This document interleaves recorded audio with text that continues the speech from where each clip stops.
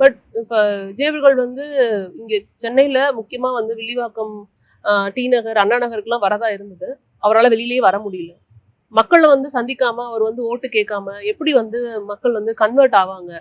அவர் வெளியில வரணும்ல. வெளியில வந்தா தானே வந்துட்டு வந்து வாக்கு சேகரிச்சா மட்டும் தானே வெற்றிக்கான அடுத்த கட்டத்துக்கு நம்ம நகர முடியும். அவர் வரவே இல்லையே அப்படிங்கிற குற்றச்சாட்டு இருக்கு. அதாவது இன்னைக்கு இருக்கிற நம்ம மீடியா ஏஜ்ல எல்லாருக்கும் நல்லா தெரியும் தளபதி எவ்வளவு தூரம் விரும்புறாரு மக்களை வந்து பாக்குறதுக்காகன்ட்டு. ஏன்னா மக்களும் அவ்வளவு அன்பு வச்சிருக்காங்க.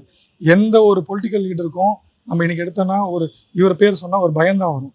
ஆனா தளபதி பேர் சொன்னா ஒரு அன்பு, ஒரு பாசம் இருக்கு. அவரை பார்க்கறதுக்கான மக்கள் விரும்புறாங்க, தளபதியும் அதை தான் விரும்புறாரு. பட் இத்தனை ரெஸ்ட்ரிக்ஷன் போடும்போது அவரால் மட்டும் வந்து வெளியே வந்து பார்க்கறதுன்றது ஒரு ரொம்ப கடினமான சுச்சுவேஷனாக இருக்குது. ஸோ அந்த நெரேட்டிவை செட் பண்ணுறாங்க. நம்ம பெர்மிஷன் கேட்குறோம், பட் அவங்க தரமாட்டேன்றாங்க. கொடுக்குற பெர்மிஷன் 1 hour கொடுக்குறாங்க. 1 hourல வந்து என்ன பார்க்க முடியும்? இன்னைக்கு ஏடிஎம்கேல எடப்பாடி சார் வராது, அவங்களுக்கு எப்படி பெர்மிஷன் கொடுக்குறாங்க? அவங்க வந்தால் டிராஃபிக் ஜாம் ஆகாதா? இன்னைக்கு வராது. அவங்க வந்து டிராஃபிக் ஜாம் ஆகாதா? அவங்க வந்து பீப்புள் சேஃப்டி அஃபெக்ட் ஆகாதா? அவங்க வந்து மக்களுக்கு இடைஞ்சல் இருக்காதா? எல்லா தலைவரும் வரும்போது அந்த இடைஞ்சல் இருக்க தான் செய்யும். அதை மீறி ப்ரொடெக்ஷன் கொடுக்கறது தான் போலீஸோட வேலை. கொடுக்க முடியாதுன்னு சொல்றது வந்து எந்த வித்தியா நியாயம்னு எனக்கு தெரியும்.